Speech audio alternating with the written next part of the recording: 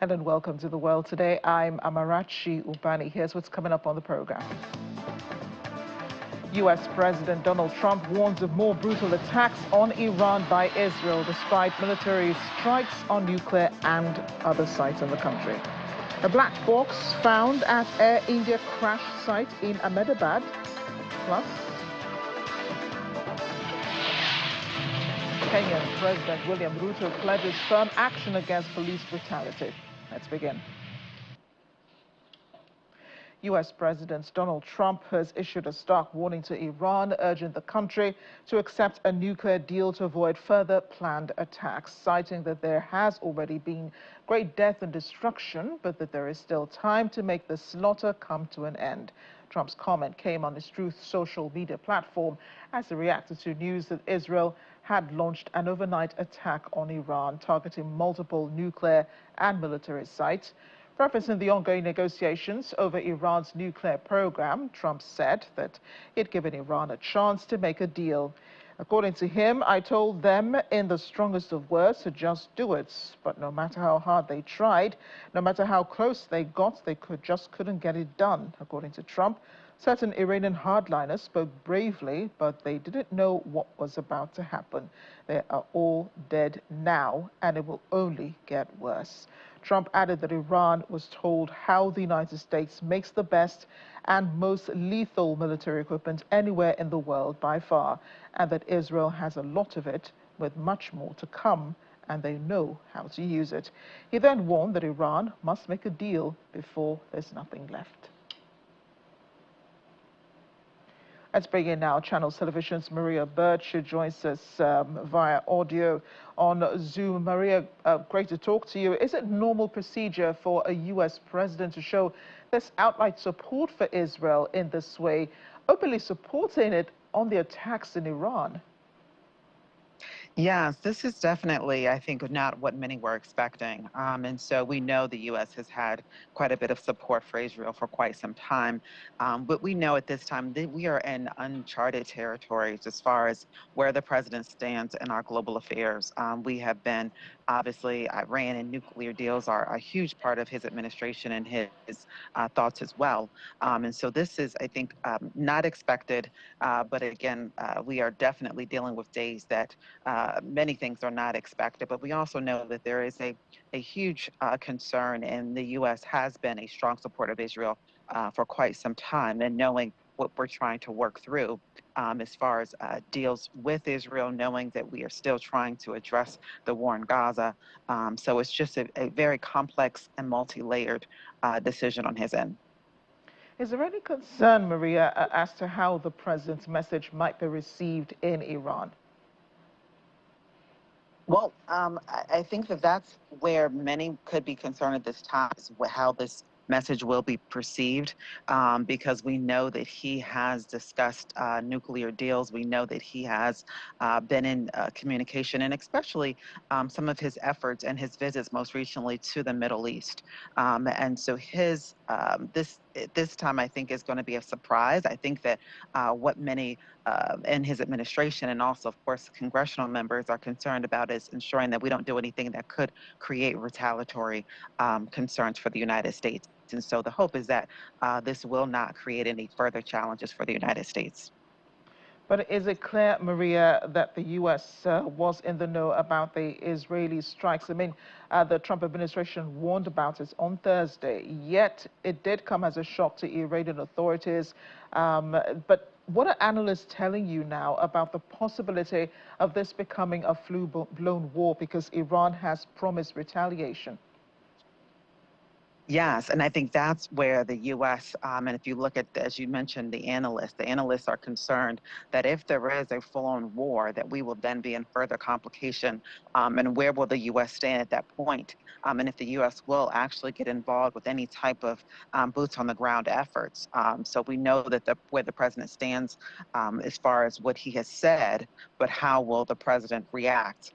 If something like that happens, we know that it's very, as you mentioned, it is highly likely that there will be retaliation, and that it could be something extremely detrimental. President Trump said he talked to Iran about negotiating the nuclear deal. According to him, this is what he said on Truth Social: "I told them in the strongest of words to just do it. But no matter how hard they tried, no matter how close they got, they just couldn't get it done." Certain Iranian hardliners spoke bravely, but they didn't know what was about to happen. They're all dead now, and it will only get worse. Where does this leave the negotiations regarding Iran's nuclear program? Because I'm not sure that after President Trump's statement, any Iranian leader would want to sit at the negotiating table with any U.S. official. Yes, the relationship that the president has started to develop with Iran was something that that is not of normal precedence as we've looked at the Biden administration, Obama administration, and going all the way back. And so we know that the U.S. has definitely had a concern around nuclear weapons, has had a concern about Iran and how they were moving forward in those areas and ensuring that there were no potential risk internationally as a result of that. And so the president's relationship was something that was new territories for the United States. And so I think the question now is whether or not, as you said, is anyone going to come to the table? Highly likely that they will not want to come to the table. The only position that the president has put himself in is a position that he has been very clear of wanting people to come to the table to discuss trade deals. I think that as we would look at trade and as we look at some of the nuclear deal components, he could be in a position where maybe they will come to the table. But if we look at kind of all that's happened over the last 24 to 48 hours, there could be major concern around that if they're being able to make it to that table to have discussions. But the Trump administration does oftentimes have various things that will surprise us. And so this too, again, could be a surprise to how they're able to negotiate and navigate this new territory. And the U.S. president, of course, boasts about U.S. military might, saying that the U.S. has the best, of course, in the world. But not wondering here if Iran has ever sought military partnership with the United States. I know that the country has closer relations with Russia, but not the U.S. Yes. And so, obviously we know that the U.S. and specifically President Trump has had a long-standing relationship with Russia in his first administration. We've obviously seen a little bit of a change in that relationship more recently as we looked at Ukraine and Russia's war and the support the U.S. has provided Ukraine, and the support that the president has also most recently been in talks and trying to adjust and negotiate between President Zelensky and Russia. And so I think that's one of the major concerns there. But again, we're in a position, I think, that when you look at the nuclear weaponry deals that the U.S. has been a part of for quite some time, being able to have the administration in support of reducing the level of potential risk that Israel could experience, that's going to be key and critical for these negotiations. Maria, thanks again for joining us. Well, the Israeli military has released a video it claims shows the strike of missiles on Iran early this morning. Israel launched a wave of strikes across Iran today, targeting its nuclear program and a number of military sites, killing at least 2 military officers and raising the prospects of an all-out war between the bitter 2 Middle East adversaries. It appeared to be the most significant attack Iran has faced since its 1980s war with Iraq. Iran's supreme leader, Ayatollah Ali Khamenei, said Israel will face severe punishment as state-run news agency confirmed top military officials and scientists have been killed in the attack. And Israeli military officials said the Israeli Air Force targeted Iranian nuclear and military sites without identifying them. And here's another video showing another aspect of the Israeli strikes today. Columns of smoke rising over Iran's main nuclear enrichment facility at Natanz. After the Israeli strikes early today, this footage was aired by Iran's state media. It shows what looks like an immediate aftermath of several explosions. On the horizon at the nuclear facility, a fireball and plumes of smoke billowing into the sky. Natanz is partially above ground, partially below ground, with multiple halls of centrifuges spinning uranium gas for its nuclear program. Israel's Prime Minister Benjamin Netanyahu had said Israel targeted the site today. Natanz previously has been targeted by the Stunex cyber attack and multiple sabotage campaigns, likely carried out by Israel. Iranians are angry at the strikes from Israel this morning. Hundreds of them gathered in the capital, Tehran, in protest, demanding revenge and chanting anti-Israeli and American slogans. The demonstrators gathered in the Iranian capital's Revolution Street. They also chanted that they will not be deceived by America's promises. In their words, we see America's hand behind this crime. Similar tensions over Iran's rapidly advancing nuclear program boiled over. Iran quickly retaliated, sending a swarm of drones into Israel, as Supreme Leader Ayatollah Ali Khamenei warned of severe punishment. Countries in the region condemned Israel's attack, while leaders around the world have called for immediate de-escalation from both sides.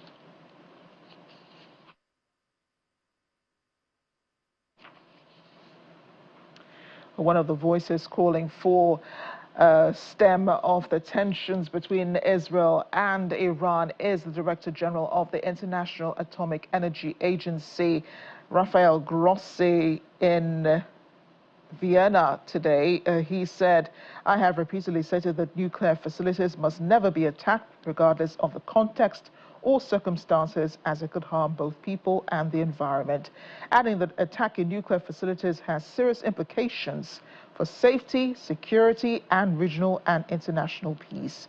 Grossi calls for maximum restraint to avoid further escalation, adding that military action risks grave consequences. Development is deeply concerning.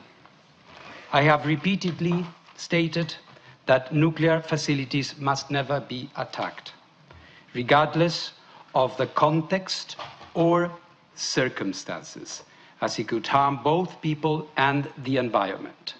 Such attacks have serious implications for nuclear safety, security, and safeguards, as well as regional and international peace and security.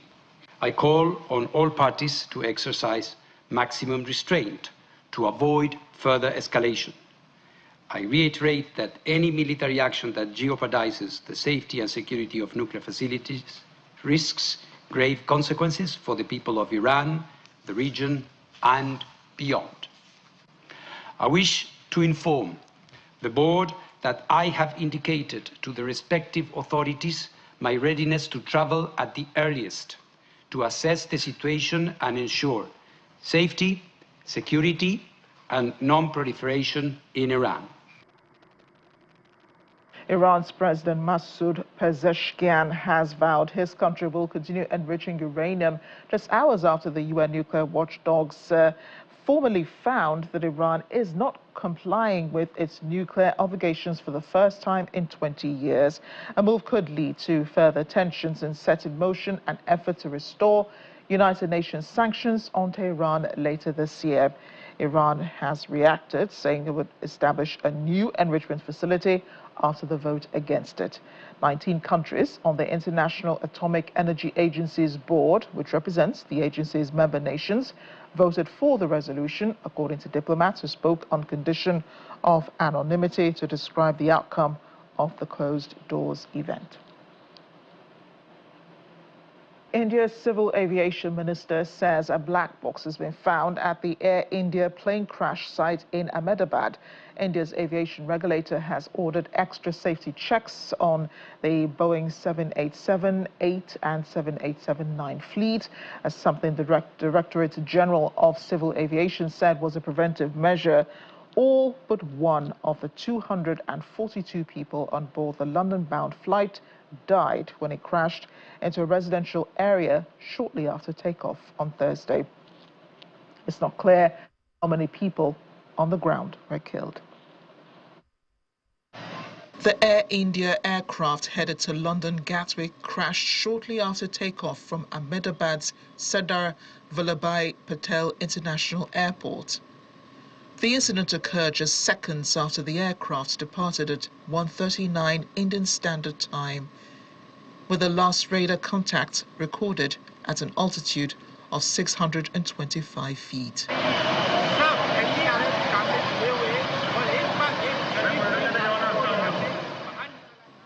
The aircraft reportedly issued a mayday call before contact was lost. It crashed into a doctor's residential hostel near the airport. Emergency services arrived within minutes to respond to the disaster.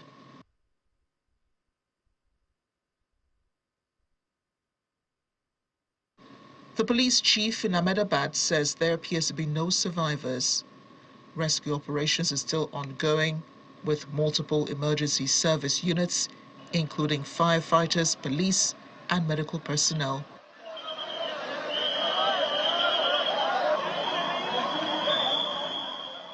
According to Air India, the aircraft was carrying 169 Indian nationals, 53 British nationals, 7 Portuguese nationals, and 1 Canadian national.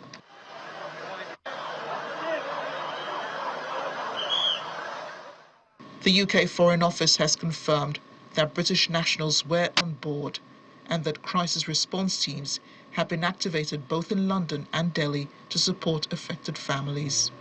Indian Prime Minister Narendra Modi expressed his heartbreak over the incident, stating that he's in touch with officials to coordinate assistance. His UK counterpart, Sir Keir Starmer, has also extended condolences, describing the crash as devastating. Boeing, manufacturer of the 787-8 Dreamliner, has acknowledged the incident. Air India and Indian authorities have set up emergency hotlines and support centers for families.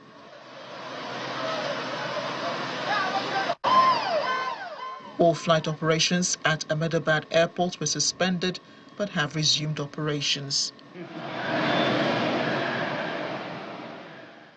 The weather conditions were clear at the time of the crash, and there are no adverse meteorological factors reported. This is the first reported crash of a Boeing 787-8 Dreamliner in this circumstance. The aircraft involved regularly operated routes across Europe and Asia.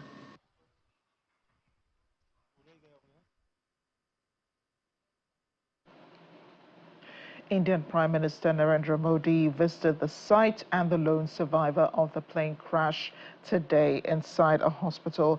Authorities are still investigating one of India's worst aviation disasters a day after the Air India plane crashed, killing all but one of the 242 passengers and crew on board.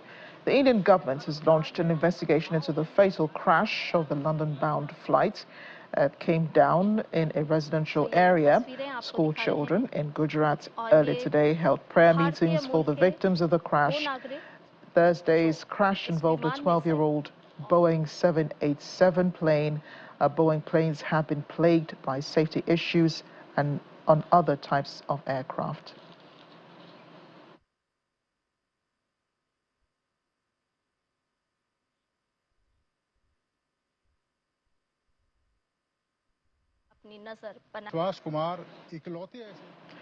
And Vishwash Kumar Ramesh, the lone passenger to survive Thursday's Air India crash that killed 241 people, and several people on the ground said he still cannot believe that he is still alive. Ramesh found himself near debris after being thrown out of the plane and walked to a nearby ambulance for aid. Speaking to national broadcaster Doordarshan News, Ramesh said the aircraft seemed to become stuck immediately after takeoff. He said the lights came on, and right after it accelerated, it seemed unable to gain height before it crashed. He said the side of the plane where he was seated fell onto the ground floor of the building, and there was space for him to escape after the door broke open. He unfastened his seatbelt and forced himself out of the plane. According to him, "I cannot believe myself how I was able to get out from there alive, because for a while I thought I'm going to die, and when I opened my eyes I felt alive, so I tried to move the seatbelt and was able to get away from there. Ramesh was traveling to London with his brother and called relatives in Leicester after the crash, his cousin Ajay Valji told the press. Victims of others not so lucky as Ramesh have been waiting to receive the bodies of their loved ones at the post-mortem center in the city. By the plane is waiting for his son's body. He says his son was hit by debris as the plane made impact. The crash is one of India's worst aviation disasters. It killed 241 people on board, several people on the ground.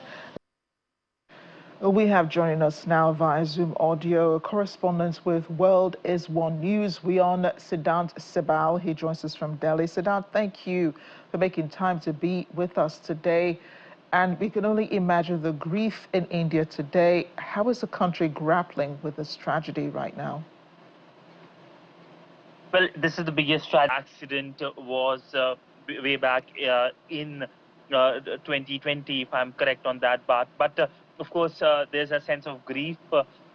In fact, here in Delhi, most of the celebrations have been called off. Government celebrations have been called off. And in fact, the foreign missions who are celebrating their national days as well begin their national days with a moment of silence for the victims of this accident, this tragedy that has happened. So we have seen globally as well, condolences have been pouring in. And remember, it is not just an Indian tragedy. This is also a tragedy for UK, whose over 50 nationals were on board. It's a tragedy for Portugal. It had 7 of its nationals on board and 1 Canadian national as well. Leaders of all these 3 countries who also reacted, including the British King as well, and the Prime Minister of Portugal and the Canadian Prime Minister. So essentially, the world stands in solidarity with India amidst this major tragedy. Indeed, the world stands in solidarity with India, and we do understand crisis teams have been set up in India and in the UK. What can you tell us about crisis teams also being set up in Portugal and in Canada? Well, essentially what has happened is in the aftermath of the accident, the foreign ministers of all these 3 countries have been in touch with the Indian External Affairs Minister, Dr. S. Jaishankar. When I read that online, she was saying thanks to Gujarat traffic, she missed that flight, and now she's alive to tell the story. Let's speak a bit more about this international cooperation. We understand that even the U.S. is offering, should India need any help at this time. What sort of other help are you also expecting from any of your international partners? So in terms of the help, let me start with the United States. We saw the U.S. President Donald Trump offering help, but the U.S.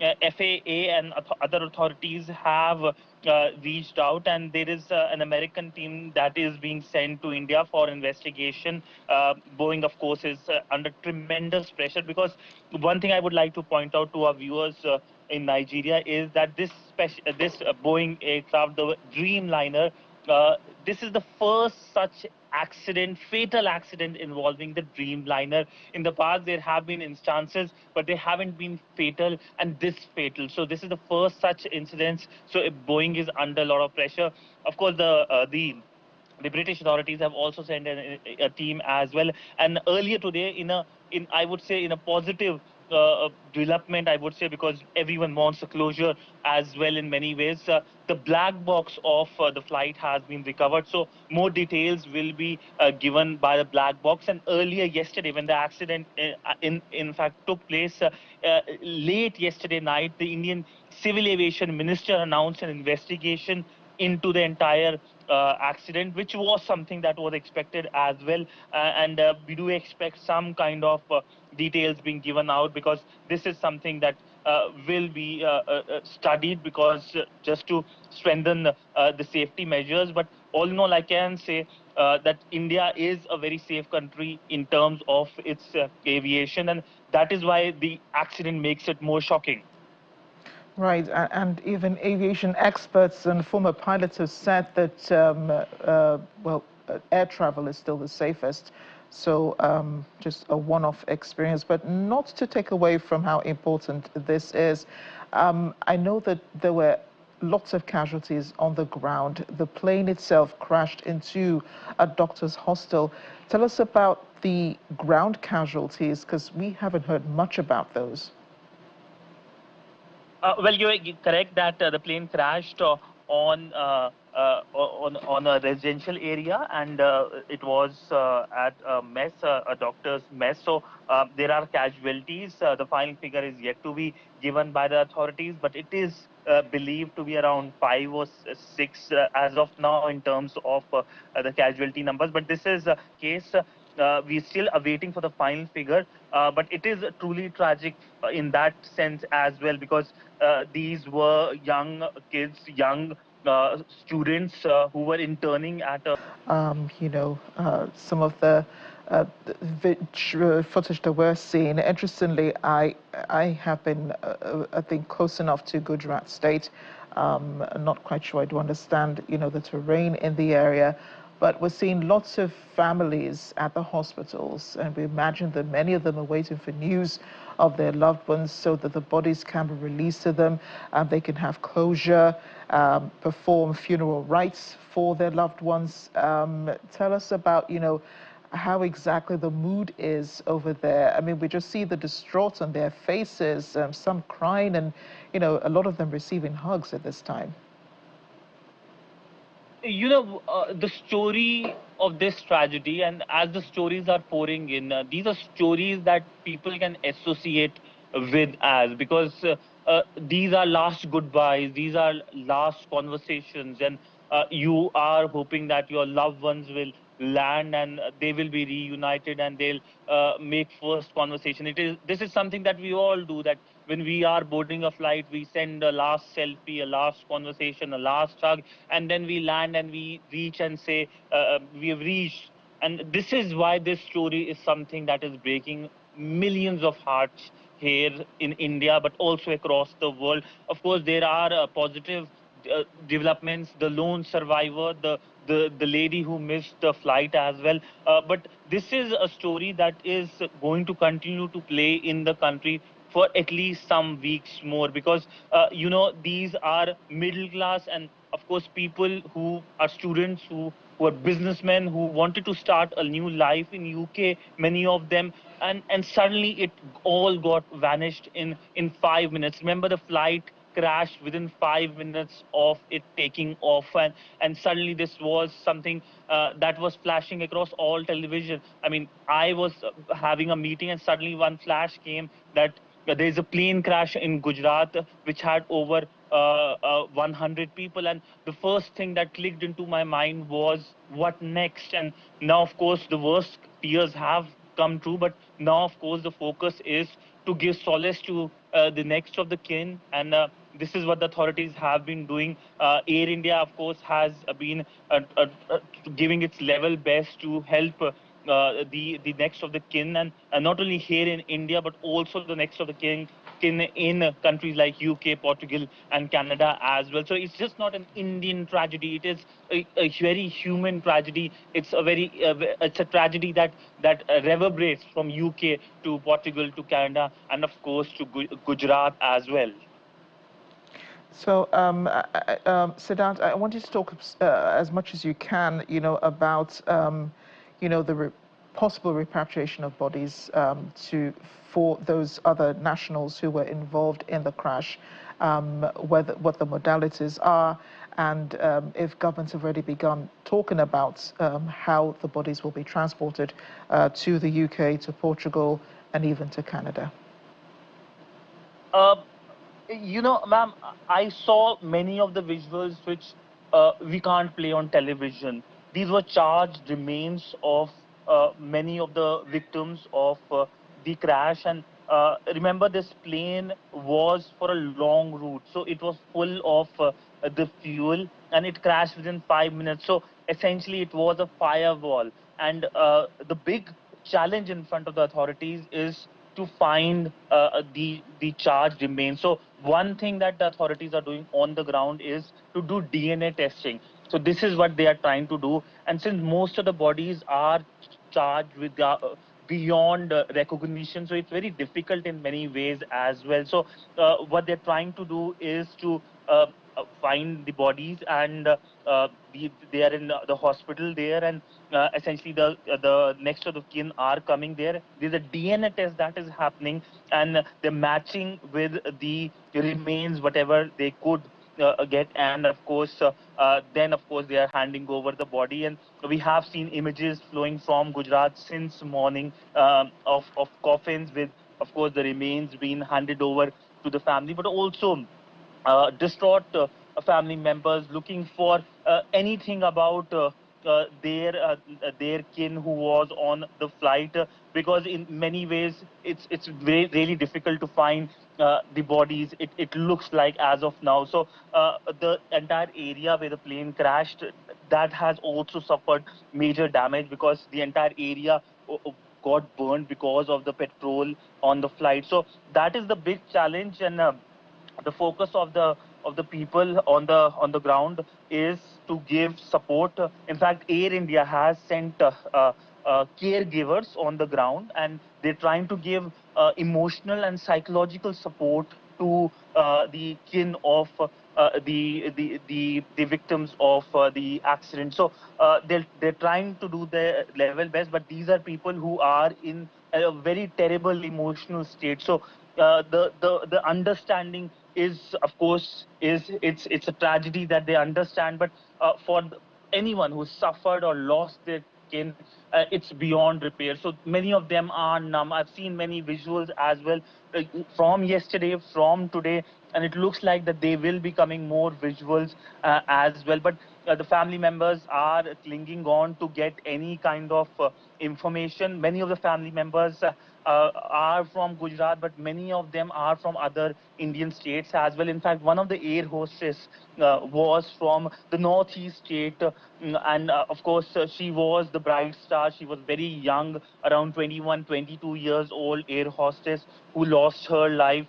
And she was her visuals have been going across in the Indian media, and it's really heartbreaking to see a young life being lost in an accident, a life full to look into what the future is. So that is the state, what I can describe about how people are feeling here now. In fact, all the newspapers today had, of course, this major headlines, and of course, pictures, emotional pictures, pictures of the family members, pictures of the next of the kin, relatives looking for their loved ones.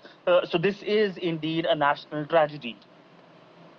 Siddharth, we cannot thank you enough for joining us today and explaining the situation on the ground. Our hearts are breaking, as well as people, millions around the world, who have to watch this tragedy take place in India. Thank you again for joining us. Thank you, Al.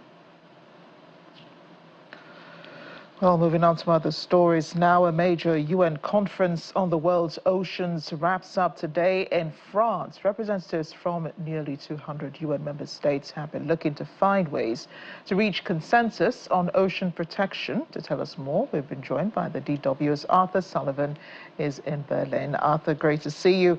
What can you tell us about this event and its significance? So this United Nations Ocean Conference, which has been taking place all week in the French city of Nice, is aiming to deal with a multitude of crises afflicting the world's oceans. It's brought together representatives of, as you said, 200 or so UN nations to discuss the problems affecting what is arguably humanity's biggest shared resource. Now, the oceans don't belong to countries or continents. They take up 70% of the Earth's surface, they feed billions of people, and they sustain communities, and crucially, they regulate the global climate. But they are threatened like never before. Global warming is contributing to oceanic heat waves, which are driving marine species to migrate. That's destroying coral reefs and it's damaging ecosystems. Then there's this huge problem of plastic pollution, which is increasing and which is leading not just to plastic washing up all around the world, but it's also leading to microplastics entering the food chain via fish and other marine life. Then there's the problem of overfishing itself, with fish stocks all around the planet being depleted, further contributing to this vicious cycle afflicting the world's oceans. So that's some of the context in which this event is taking place. And we've had leaders, not just representatives, but leaders from more than 50 nations trying to reach some agreements and strike deals to try and face off some of these challenges. And in an era where multilateralism is apparently in retreat, it's no mean feat to get so many leaders together to try and deal with a major common issue faced by humanity. So I hear you talk a lot about the leaders at the event. So is there a political dimension to this year's gathering? There certainly is, and that's the role of the US. So under the Trump administration, the US has taken the decision not to attend this event. And since President Trump returned to office in January, the US has effectively withdrawn from all climate-related agreements. It's held back funding, and it has continued its line of climate change skepticism. And in the lead up to this year's event, a crucial event happened which really caused some tensions before this gathering. So that was when Trump signed an executive order aimed at paving the way for the US to engage in what's known as deep sea mining in international waters. That would be where the US and perhaps other countries, if they ended up joining in that, were to go around and go deep into the ocean looking for critical minerals, which would also be very hazardous for marine ecosystems and marine life. And it did draw fury around the world, but we do have to also add that countries like China and Russia also have plans in this regard. Now, the unilateral nature of that move by the Trump administration would also risk destabilizing global ocean governance. So that's a key aim of this conference, really, is to strike agreements which can go some way to protecting some of these oceanic spaces and oceans and staving off that kind of threat. Before you go, Arthur, have any major decisions been reached? The big aim of this conference is to try and ratify something called the High Seas Treaty.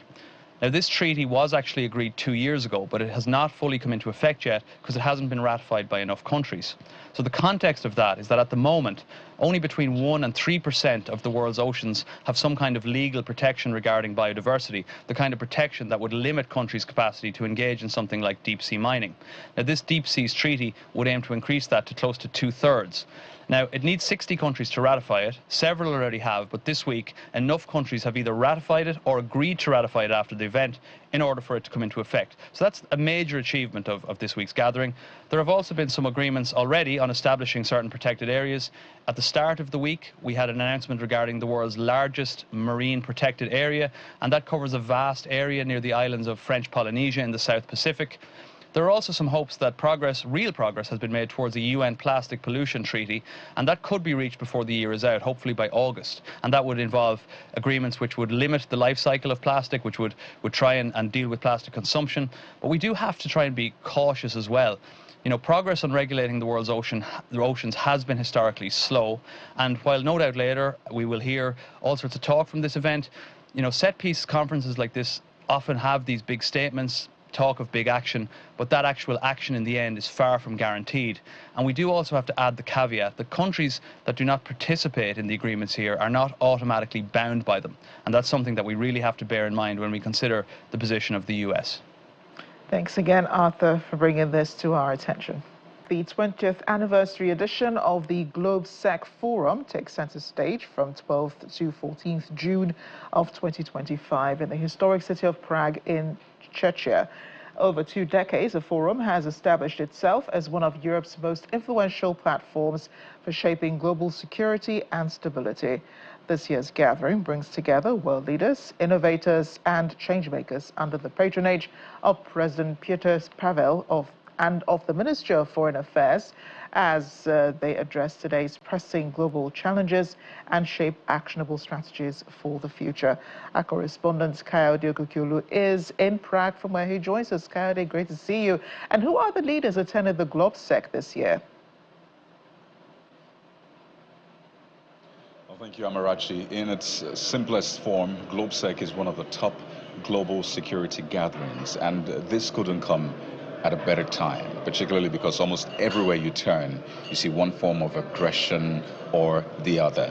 So for the past 20 years, global leaders have come together to talk about security, energy, and the future of the world, starting from Europe and then spreading across board. So we've had representation from at least 70 countries over time, having this all-important conversation around global security. For this year, we had, of course, the Ukrainian President Volodymyr Zelensky, who spoke at the opening ceremony, and he basically was counting the losses on the side of Russia. And he said, well, for him, he wants Russia to be more alienated politically. We also had the president of Czechia, or as we call it, the president of Czech Republic, Petr Pavel, also speaking about what peace should look like and some of the steps to be taken. And you may be asking, what is Africa's role in all of this? Because we have representation not just from the EU, from America, even Australia, but there's some sort of representation from Africa as well. Well, they say that they want some more political support from Africa. Amarachi. Right, and so this is just sounds more like a pressure group within the EU and NATO. What are their deliberations today, and how do they intend to intervene, especially in the Russia-Ukraine war? Well, very good question, Amarachi. So maybe we'll backtrack a little bit. So the GlobeSec is like a spin-off from a group of diplomats who came together and they wanted to find a way to incorporate NATO into the European Union. So this gave birth to the GlobeSec. But primarily, GlobeSec is said to be non-political and non-governmental. So invites are sent to participants to come and have this conversation. So yes, the EU, the NATO is big when it comes to GlobeSec, but it's, as the name implies, a global perspective to sorting security out on the global stage. And I'll just tell you this, Amarachi, I was privileged to have a private session with the president of Czechia, that's President Petr Pavel, and one of the questions asked was particularly, how do we achieve peace in a world that keeps tending towards war? And I gave him the instance of Israel's recent strikes on Iran, and he said, well, you have a right to make preemptive strikes, sort of defend yourselves if you preempt that it's going to be an attack or what have you. But he said something very important about the two-pronged approach. Dialogue on the one hand, and of course still have the military approach. And I hate to be a prophet of doom, Amarachi, but it looks like the war in Ukraine is far from over. Yes, there's that fatigue, but you've seen the trend. We've had more drone attacks than ever before in recent days. So the world leaders think the two-pronged approach is what will work. Dialogue on the one hand and have military support for Ukraine on the other. And I must end by saying this, Amarachi. One of the narratives being pushed as well is for countries who seem they're non-aligned, they're neutral. And some of the world leaders here say, well, it's okay to be neutral, but do not think that because you're thousands of kilometers away, this will not affect you. The president of Czech particularly said that it's a global village and we need to learn to share. Amarachi. Thanks again, Coyote. He'll be bringing us updates from Prague as soon as he can send them. Now, South African residents have recalled their fear after devastating flooding ravaged one of the country's poorest provinces and killed at least 78 people on Thursday. Rescue teams spent a third day working through debris and flood waters to find missing people and retrieve bodies after heavy rain caused the river to burst its banks on the pre-dawn hours of Tuesday. The worst floods hit the town of Umtata and surrounding areas, sweeping away victims along with parts of their houses and cars. Victims of the floods were busy seen picking up the pieces and coming to terms with what happened. One of them recalls how the water reached knee level before she fled with her daughter to safety.